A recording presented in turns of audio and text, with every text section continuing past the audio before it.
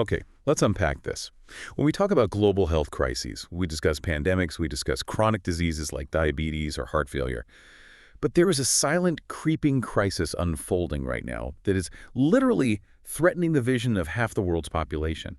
It's not acute or sudden, but it is persistent and it is accelerating. It is. It's the global myopia epidemic, nearsightedness, and the numbers are so vast that it truly defies belief. What we are dealing with today isn't just a matter of, needing a new pair of glasses or contacts. This is an epidemic, particularly acute in East Asia, that is leading directly to irreversible blindness on a massive scale. And the sources you, the listener, shared with us today zero in on one region that has already witnessed the worst-case scenario, an entire generation essentially losing protective vision, but which has also developed the most radical and successful counter-strategy in the world. We are diving deep into the data from Taiwan. Exactly. Taiwan, in this context, it serves as both the crystal ball warning us about the future and the definitive blueprint for a cure. Our mission is to extract three crucial things. First, the shocking statistical scale of this crisis, both globally and locally. Second, the undeniable environmental and cultural factors driving it, because, and this is key, genetics is off the hook here. And finally, dissecting the precise governmental policy that managed to halt and then actually reverse a decades-long decline in children's vision. And let's start with the statistic that puts the whole project into perspective. I mean, why should someone care about nearsightedness if they already wear glasses? Because the sheer scale translates into a catastrophic global burden of blindness. The current projection, and this is the alarm bell we need everyone to hear, is that by the year 2050, approximately 50% of the entire world's population, that's 5 billion people, will be classified as myopic. 5 billion. But here is the critical distinction. 1 billion of those 5 billion are projected to have high myopia. High myopia. Can you define that for us? It's defined as needing corrective lenses of -5 diopters or worse. And that high myopia subset, that's the group where the risk of permanent visual impairment and blindness just skyrockets. So we're not just talking about needing thick lenses. We're talking about a global increase in irreversible vision loss.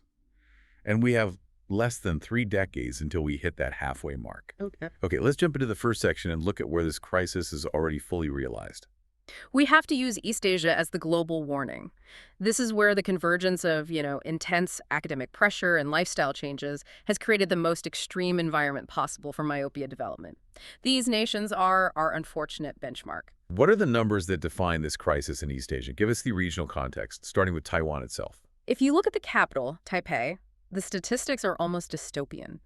Among high school students, the myopia prevalence has reached up to 84%. 84. So fewer than 1 in 6 high schoolers have what you'd call normal vision. That's right. But as we keep stressing, the pathological danger lies in the severe end of the spectrum.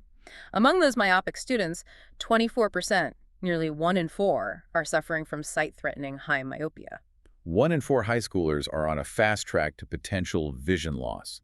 That number demands attention. And I believe the sources cite an even higher prevalence elsewhere, proving this isn't just an isolated problem in Taipei. That's right. If we cross the water to Seoul, South Korea, researchers documented what is arguably the world record prevalence for this age group. They studied 19-year-old male conscripts and found that 96.5% of that entire cohort were myopic. 96.5%. Let's just sit with that number for a moment. That is not a statistic. That's a population. That means walking down the street in Seoul, you are virtually guaranteed that every young adult you pass needs corrective lenses. It's a complete population-level shift. What is the impact of that level of dependency on a society's military, its economy, or just the daily life of those young people? The societal impact is immense. It touches everything from occupational choices to the massive economic burden of managing lifelong vision complications. But critically, this extreme prevalence forces us to confront the cause. I mean, if this were a genetic disease, we would expect population rates to remain relatively stable over time. And what did the sources reveal about the speed of this shift? How fast did this happen? This is the crucial scientific insight that proves the environmental theory. Historically, let's say in the mid-20th century, these populations, Taiwan, South Korea, Singapore, they saw typical myopia rates ranging from maybe 20 to 30% in young adults. Which is more in line with what you'd see in other parts of the world historically. Exactly. But to jump from a 20 to 30% rate to an 80, 90, or even 96% rate in young adults over the course of just 50 years. 50 years, that's only 2 generations. It's geological speed in terms of population biology. It is far, far too rapid to be attributed to genetic shifts alone. This conclusively proves that dramatic, rapid environmental and lifestyle changes, particularly intensive near work and lack of outdoor time, are the primary dominant drivers of this global epidemic. We have to pause here to clarify for the listener. Most people think of nearsightedness as a fixable inconvenience, right? You get glasses. Problem solved. Why is it pathologically dangerous when it progresses to high myopia? What is physically happening to the eye? The fundamental problem is mechanical stress. Myopia is typically caused by the eye growing too long from front to back. We call this axial elongation. Okay, so it's not the lens, it's the shape of the eyeball itself. Precisely. Think of the eye like a small, highly structured rubber ball. When it grows too long, especially past the point that leads to high myopia, that -5 diopter range we mentioned, it is literally stretching the delicate tissues inside. So it's not just that the lens can't focus light properly. The structural integrity of the internal components is compromised because they are stretched too thinly. Exactly. The retina, which is the layer that captures light and acts as the brain's film, is being pulled taut over increasing surface area. This results in thinning, cracking, and damage to the central vision area, the macula. And the sources provide a statistic that underscores the seriousness of even moderate myopia, right? Yes, and this statistic is terrifying. Each additional diopter of myopia increases the risk of myopic maculopathy by a staggering 67%. 67% risk increase per diopter. That means any progression at all is highly risky. It immediately elevates the stakes for preventative treatment. It shows that even what we think of as low myopia increases your lifetime risk dramatically. So if we can slow that elongation, what is the payoff in terms of long-term vision protection? The payoff is massive and quantifiable. Studies show that if we can intervene effectively and slow progression by just 1 diopter, which is a small adjustment in prescription, we could reduce the long-term risk of developing serious sight-threatening complications by 40%. 40%, just from a 1 diopter change. That small clinical shift translates directly into a massive reduction in the lifetime risk of irreversible blindness for that individual. Let's detail the specific long-term damage this axial elongation causes. What are the irreversible vision-threatening conditions linked to high myopia that glasses can't fix? The primary concern is myopic maculopathy, or MM. This is not just poor vision. This is structural damage that affects the central retina, the macula, which is responsible for sharp, detailed vision you use for reading and recognizing faces. And this is becoming a major public health issue in Asia. It has quickly become the leading cause of legal blindness in many parts of Asia, and we have data showing just how quickly it progresses. In studies looking at highly myopic children and adolescents aged 7 to 17, a shocking 12.2% developed myopic maculopathy over just 4 years. 12%. That is children developing the leading cause of blindness in an entire region before they even finish high school. It highlights the speed and severity of this pathology. And beyond MM, high myopia also drastically increases the risk of retinal detachment. Because the retina is stretched so thin. Exactly. The elongated eye is predisposed to tears, holes, and subsequent detachments because the retina is weakened. The risk of detachment increases 7-fold when comparing low to high myopia. 7-fold. And that's not all. The structural changes that accompany elongation changes in blood supply and pressure dynamics, they also increase susceptibility to glaucoma, which damages the optic nerve, and early onset cataracts. So you're not dealing with one problem, you're managing multiple complex, lifelong conditions. Given that the damage is often irreversible, that emphasizes the urgency of prevention, and specifically catching this process early in life. What did the sources pinpoint as the absolute critical age of onset for effective intervention?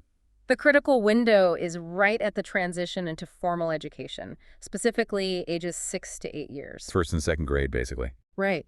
We know that early onset myopia, particularly before age 10, is strongly linked to the fastest progression rates, often exceeding -0.75 diopters per year. A child starting that early with such a rapid rate of change is almost guaranteed to reach high myopia. And the data from Taipei supports this. It does.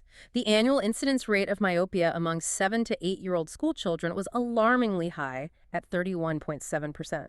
So nearly 1/3 of non-myotic children in that cohort developed the condition within a single year. Yes. That first year of primary school is the essential, most high-leverage time window for any preventative policy action. So the 6 to 8-year-old is the target demographic for saving a generation's eyesight. Here's where it gets really interesting. If we have conclusively established that this problem is not genetic, we have to look into the cultural environment. And the environment in Asia, and increasingly globally, is dominated by academic pressure. Absolutely. The drivers are directly related to the pursuit of academic excellence, which translates into spending enormous amounts of time focused closely indoors. This hyper-competitive academic environment, characterized by the pursuit of high PISA rankings and entrance into top universities, it systematically displaces the time needed for those protective environmental factors. Let's talk about the specific environment our sources highlight in Taiwan. The intense academic pressure manifested as the cram school effect. What does that look like in the life of a primary school student? It looks like a 6 or 7-year-old finishing a full day of school, only to immediately go to private tutoring, or buxyban, the cram school, for another 2 or 3 hours of instruction, homework, and review. A second school day, after school. Essentially. And this after-school tutoring phenomenon is pervasive.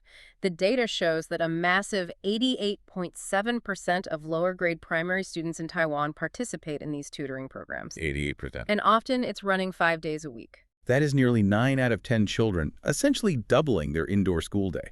Yeah. It's an almost unimaginable volume of sustained, close visual tasks, or what optometrists call near work. And the data rigorously quantifies the risk this culture imposes. Elementary students, age 7 to 12, who attended cram schools for 2 hours or more per day, faced a significantly higher risk of incident myopia. It was documented with a hazard ratio of 1.31. A hazard ratio of 1.31 means that participation significantly increases the likelihood of becoming myopic, right? Yes, it's a clear dose-response relationship. The more intense the study, the greater the deterioration of vision. And the sources show this isn't unique to Taiwan or Asia. It's about the style of education. Precisely. They draw a powerful comparative line to other populations with similarly intensive early life, high-volume reading requirements. For instance, the ultra-Orthodox educational system in Israel, which demands continuous, close religious text study from a very young age, is associated with similarly high rates and severity of myopia. So it confirms that the pedagogical model, the one that prioritizes continuous close work indoors, is a universal risk factor that transcends geography and culture. It's the behavior, not the location. Now overlay that with the modern digital environment. The historical near work of reading books has been accelerated and magnified by screens.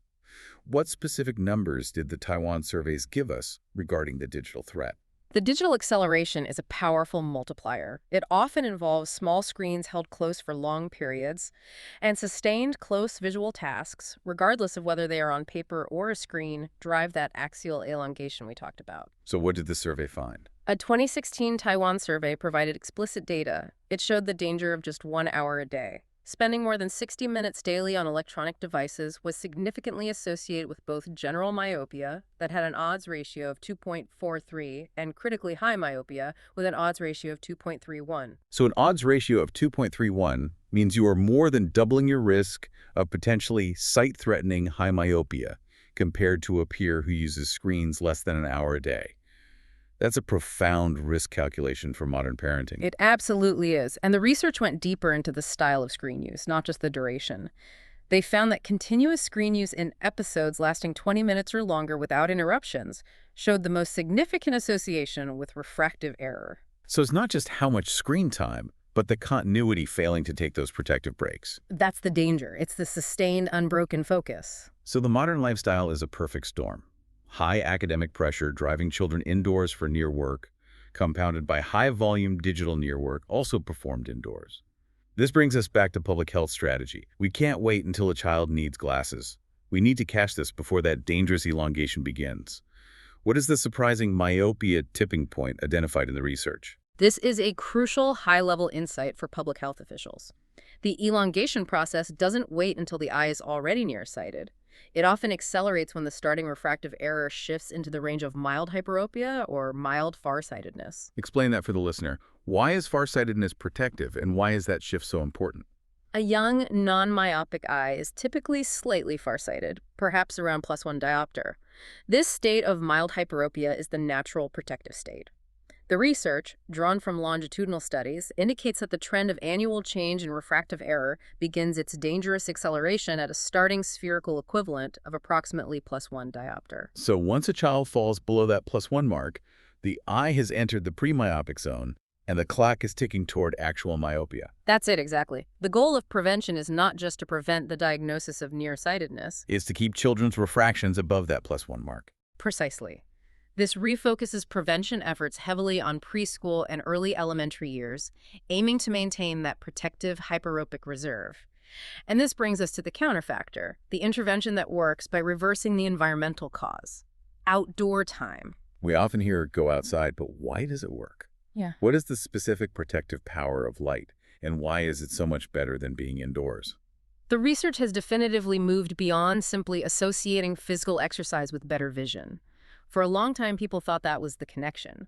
But the critical protective factor is high ambient light exposure.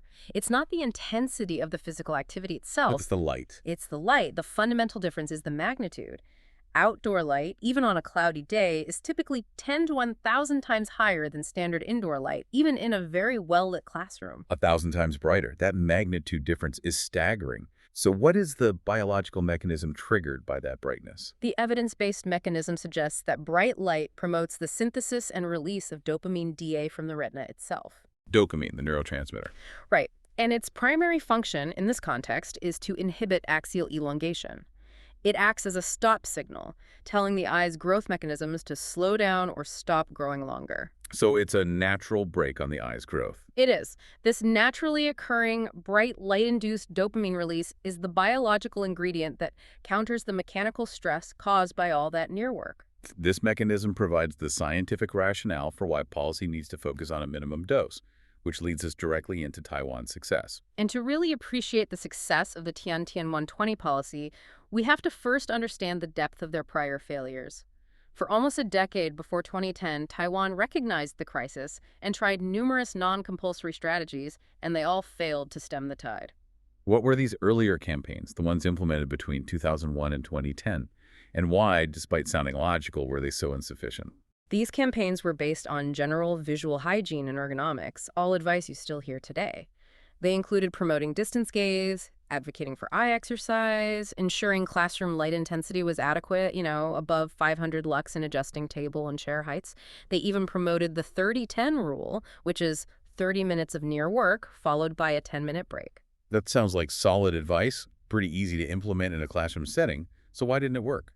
Because it was non-compulsory, it was low intensity, and crucially, it was completely undermined by the prevailing sociocultural pressures. The cram schools. The cram schools, the homework, the parental expectations. Teachers and parents, driven by academic competition, saw a 10-minute break as a waste of study time.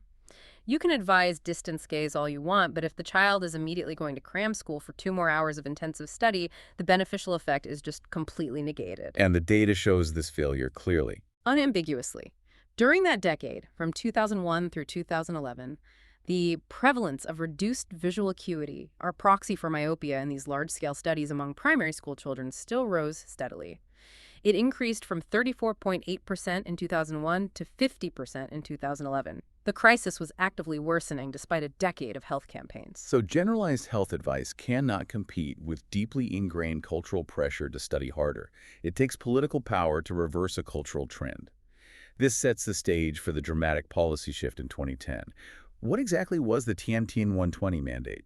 Recognizing that advice was totally ineffective, the Ministry of Education took radical action. In September 2010, they instituted the Tian-Tian 120 program. Which translates to what? Every day 120. This was a systemic, structural change to the school day. It mandated that schools prioritize taking students outdoors for a specific, measurable, and non-negotiable period.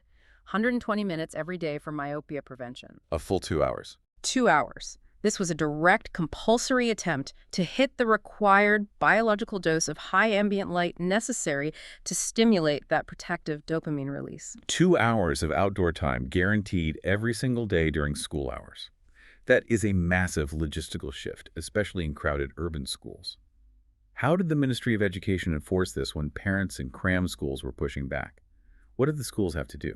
The enforcement was key. It was incorporated into the academic structure itself. They used recess, physical education time, and even created dedicated outdoor learning periods. It became an essential part of the curriculum, not an optional activity. So it wasn't a choice. It wasn't a choice. And the political mandate provided the necessary shield for schools against that immediate parental opposition focused solely on test scores. The schools had to get creative, utilizing rooftops, small courtyards, staggering schedules, anything to ensure every child received that dose of light. The sheer logistics underscore the political will required. They literally restructured the school day to prioritize eye health over immediate desk time. And crucially, the data proves this compulsory high-dose approach worked. We can see the results through rigorous longitudinal analysis. Tell us about the data reversal. The results were stunning. They were quantified using a rigorous segmented regression analysis of interrupted time series data, which is the gold standard for proving causality in public health interventions. They tracked the vision of between 1.2 and 1.9 million children annually between 2001 and 2015. An enormous sample size. So let's break down the pre- and post-intervention data trends. Make those numbers concrete for the listener. In the period before the Tian-Tian 120 intervention, the analysis confirmed a significant, stable, and constant upward trend in the mean annual change of reduced VA prevalence. The rate was worsening consistently at plus 1.58% annually. A steady rise of nearly 1.6% every year. That reflects the compounding failure of the earlier policies. And the relentless pressure of the education system. And what happened after September 2010, when the mandate began? The trend was not just stopped, it was significantly changed and definitively reversed. The post-intervention analysis showed a continuous decrease of minus 2.34% annually. A decrease. A decrease. The prevalence of reduced visual acuity dropped continuously from a high of 49.4% in 2012 down to 46.1% in 2015. That is profound. Reversing a statistical trend is one thing, but reversing a public health trend that was driven by powerful cultural forces, that's a miracle of policy. That shift from gaining 1.58% prevalence annually to losing 2.34% prevalence annually represents an astonishing population-level victory against an epidemic. It is the single most compelling piece of evidence globally that this epidemic is reversible, and the critical policy lesson drawn from this is unambiguous. The policy succeeded because it was a governmental intervention that was compulsory and mandated the necessary biological dose of 120 minutes. The mandatory nature and the high dose. That's what finally mitigated the unrelenting counterpressure of the intensive academic environment. But I have to introduce a moment of critical analysis here. This policy reversed a statistical trend on visual acuity after, 3 to 5 years. Do the sources indicate if the children who receive this intervention are truly less likely to develop complications 20 years down the line? We need to know if this reversal translates to long-term risk mitigation. That is the right question. And while the long-term 20-year follow-up studies are still underway, the mechanism strongly suggests yes. Because the intervention is aimed at maintaining the protective hyperopic reserve and inhibiting axial elongation, the root cause of the pathology, reducing the incidence of myopia in childhood inherently reduces the lifetime exposure to myopic risk. So if a child avoids a diagnosis of myopia, they avoid the 67% increased risk per diopter we discussed earlier. If they only develop mild myopia later in life, they drastically reduce their risk of reaching that -5 diopter threshold for myopic maculopathy. So the reversal of the trend is, by definition, a powerful step toward long-term blindness reduction. It is. That provides the necessary confidence in the prevention strategy. But for those children who missed that window or for whom the policy intervention was not enough, we shift to treating the damage. For the vast majority of children globally who are already myopic, the focus shifts entirely to slowing progression, stopping that axial length elongation as aggressively as possible to prevent the jump to high myopia and its devastating complications. What are the established gold standard clinical interventions, and how are we measuring which one is most effective? The two most established methods are orthokeratology, or ortho-K, and low-dose atropine LDA. Okay, break those down. What is ortho-K? Ortho-K involves wearing specialized rigid lenses overnight to temporarily flatten and reshape the cornea. Atropine is a pharmaceutical intervention, an eye drop used to chemically slow the growth signals in the eye. And when comparing efficacy, clinicians are looking for two specific metrics which we should define: axial length and spherical equivalent. Correct. Axial length, or AL, elongation, is the absolute anatomical gold standard.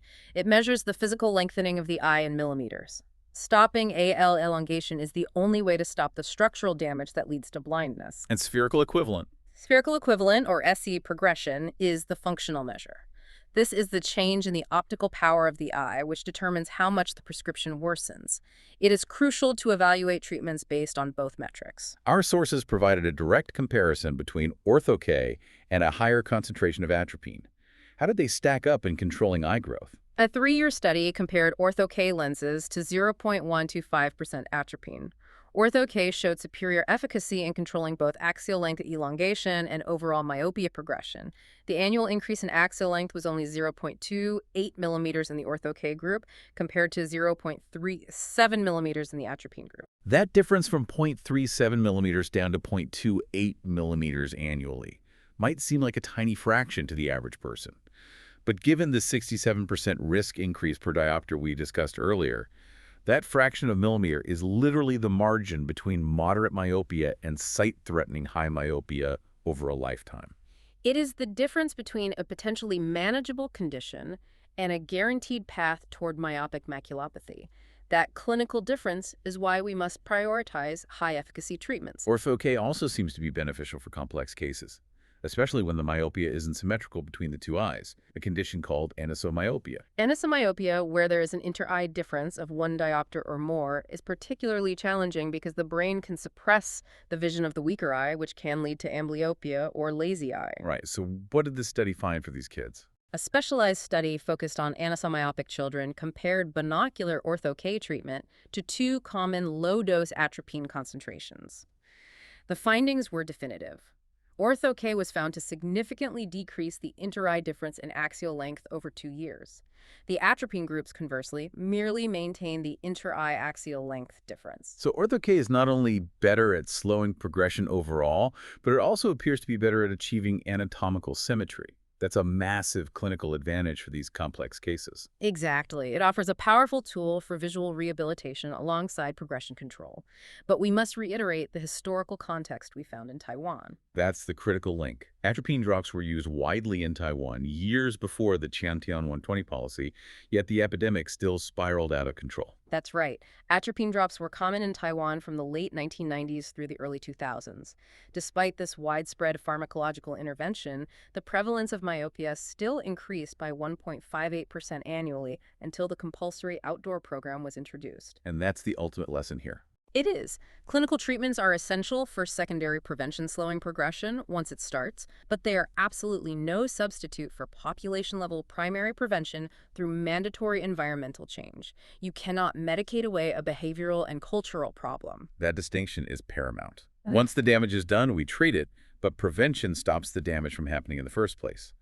Now, let's pivot to the truly cutting-edge treatment: repeated low-level red light therapy, RLRL. What does the initial research show about this novel, non-invasive approach? RLRL therapy is a relatively new, non-invasive technology applied directly to the eye, and it's currently under intense investigation. A 2-year retrospective study directly compared RLRL to low-dose atropine therapy in high-risk patients, and the findings were, frankly, revolutionary in some aspects. How did it perform against the established pharmacological standard of atropine? The RLRL group demonstrated significantly less spherical equivalent progression and critically significantly less axial length elongation than the LDA group at all measured time points: 6, 12, and 24 months. So it was superior across the board. It suggests that the RLRL intervention is superior in slowing both the functional worsening of vision and the anatomical growth of the eye. Superior efficacy is significant, but I believe the sources included a truly unprecedented finding regarding myopia reversal. They did. This is the surprising element that could change clinical practice globally. The study noted that the proportion of patients in the RLRL group showing SC regression, a functional reversal of myopia, A reversal. and AL shortening the eye, physically shrinking back to a safer length, was significantly greater than in the LDA group, even at the 24-month mark. Wait. The eye physically shortening. That means it's not just slowing the growth. It may actually be reversing the stretch that causes the pathological risk. That's the implication. That's a shift from disease management to anatomical restoration. While it is still early data on a new technology, the implication is massive.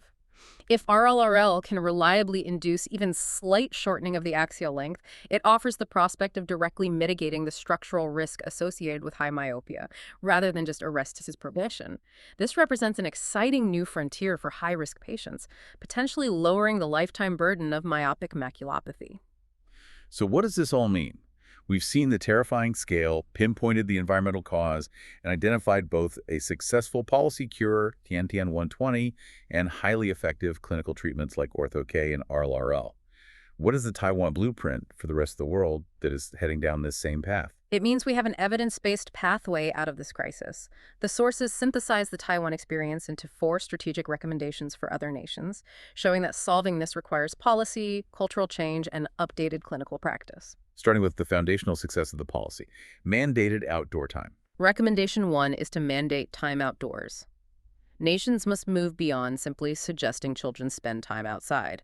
They must implement a formal, non-negotiable, daily 120-minute outdoor mandate for all primary school children, making it a required element of the school day.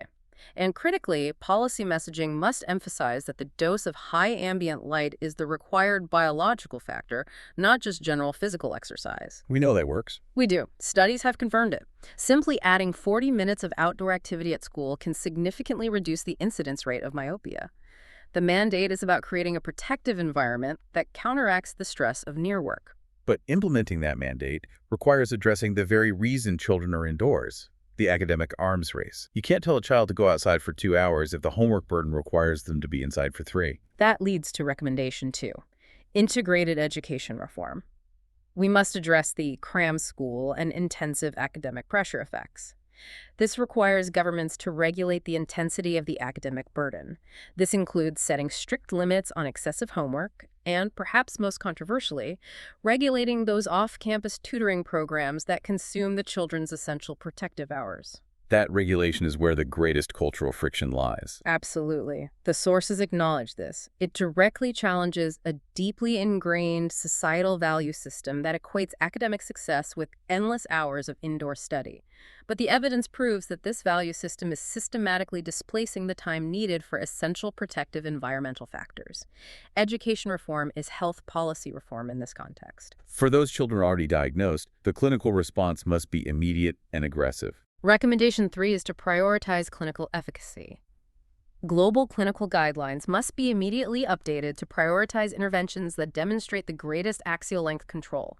This means prioritizing high-efficacy treatments like Ortho-K or the emerging RLRL therapy and shifting away from less effective or lower-dose pharmacological treatments, which we saw were insufficient in Taiwan's history. And these treatments need to be accessible. Exactly. They are often expensive and need to be subsidized for high-risk children to ensure aggressive secondary prevention the moment they receive a diagnosis, thereby minimizing the progression to sight-threatening high myopia. And finally, we have to deal with the unavoidable reality of technology that children bring home. Recommendation 4, mitigate the digital threat.